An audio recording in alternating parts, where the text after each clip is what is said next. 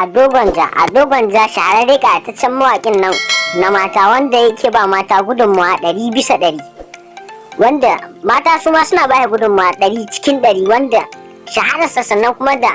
tumbararsa a fadin duniya ta kasance ta zo mai ne ta silar mata, ta haka dole ba su gudunmawa 100%. Assalamu alaikum yan uwa, barkanmu da sake kasancewa da mu a cikin wani sabon shiri namu. A yau mun ɗauko wannan shahararre ƙayatacce kuma tumbararren mawaƙin nan wanda ya shahara ta fanni daban-daban, ta waka soyayya ko kuma ta gidan biki ko ta siyasa. Ado Gwaja ya kasance shahararre ƙayataccen mawaƙi wanda ya kasance yana yin waka ta bangare daban-daban ta kuma salo daban-daban, wanda in har ka kasance kana jin waka ko kuma kana son wakar Hausa to ka saurari wakar wannan shahararre ƙayataccen mawaƙin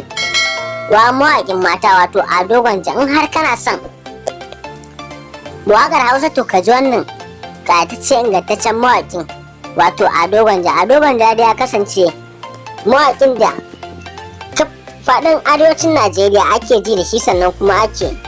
sauraron sa. Idan har ka kasance ɗaya daga cikin masoyin wannan mawaƙi to muna masu roƙonka da ka danna mana subscribe sannan ka danna alamar nan ta karara domin samun ƙayatattun ingantaccen shiri da muke saki a cikin wannan tasha ta mai albarka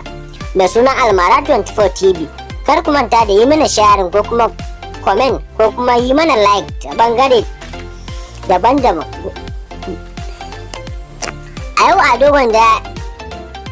ya saki wannan sabuwar wakar da muka daɗe muna muku tallanta, wato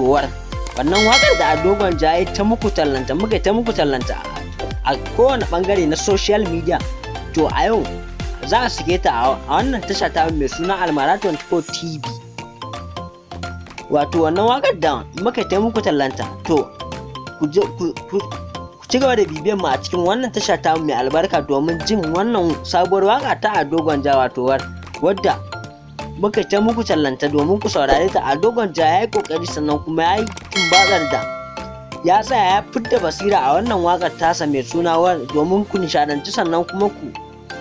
ku wazantu sannan ku nishadantu, domin a wannan waka ta an saki darasi daban-daban a cikinta domin yan uwa masu sauraro su nishadantu sannan kuma su wazantu a cikin wannan waka tasa mai suna to kada mu shagala sannan mu sha'afa da danna mana subscribe ko kuma danna alamar nan ta karara ko kuma yi mana comment